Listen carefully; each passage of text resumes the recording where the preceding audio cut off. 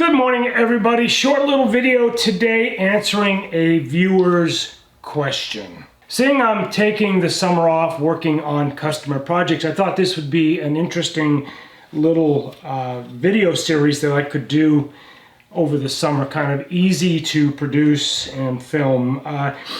So if this gets any traction and there's any interest in me doing more of this in the future, I will try and take some of the common questions that I get on my videos and maybe do short video answers. So one of my viewers watched my video where I added this tang sight to this Stevens favorite, and he said he had done the same, adding a tang sight to his, or he had a tang sight on it. I don't remember exactly. If you're out there and you're watching this, go ahead and please make a comment. And the question he asked was, because there's no windage adjustment on this tang sight, he wanted to know, how do you set windage on a gun with a fixed rear sight? So I want to talk about that today. So this gun is the Stevens favorite model 1915, and it does not have a tang sight, but it does have two sights on the barrel, rear sight, and a front sight. Now, with a standard twin sight setup, you can drift your rear sight left or right depending on what you want to accomplish for zero downrange. Now, when I reference the term drift, that's exactly what we're going to do. We're going to drift it either left or right, and we're going to drift it using a brass punch and a hammer. And you would drift it either direction depending on how you wanted to move the impact of the bullet. Now, the common method for drifting a sight is you move the sight, the rear sight, in the direction that you want the bullet to go. So if your impact is to the right of center and you want to move it to the left to get it on center or on the bullseye, because you want to move that impact to the left, you would drift that sight to the left.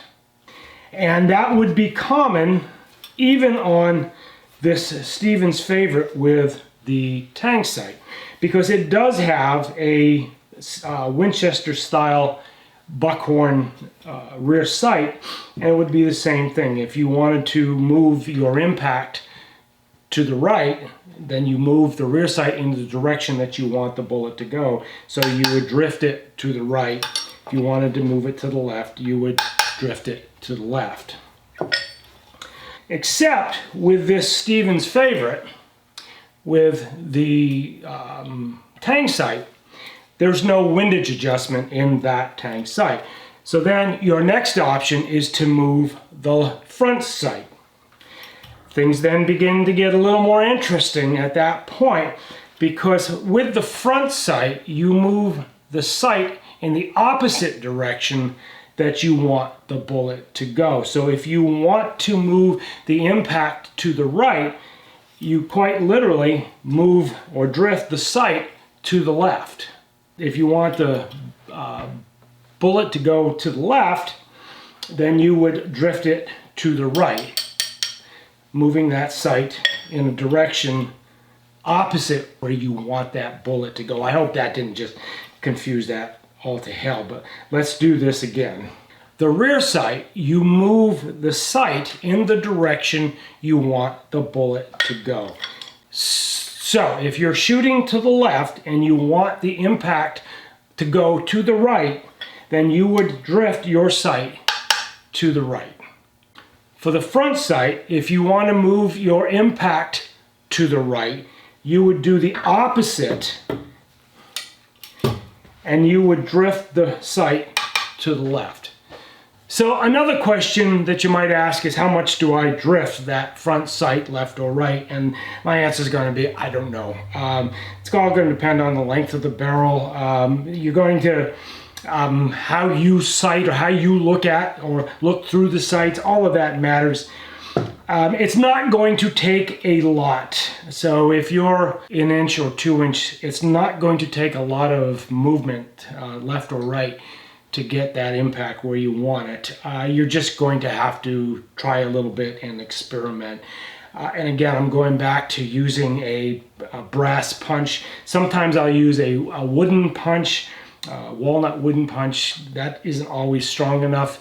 So a nice brass punch. You could use aluminum. I'm not a big fan of aluminum, but the brass is excellent. The brass, it's soft enough that it doesn't dent the steel, and it also doesn't mar up the bluing. So the brass has a lot of advantages. You can use a steel punch if you want, depending on how much you value the finish on your firearm. So anyway, a brass punch and a small hammer. It doesn't take a sledgehammer to move these things usually. All right, so Bob, 6479, I appreciate the question and I appreciate the suggestion for this video. If you guys have other questions that you think might make a good short video, leave it in the comment. Let me know. Appreciate all of you guys.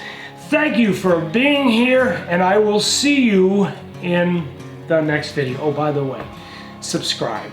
Please subscribe. It helps grow this channel, helps tell the algorithm that this is a channel worth watching. Bye, guys.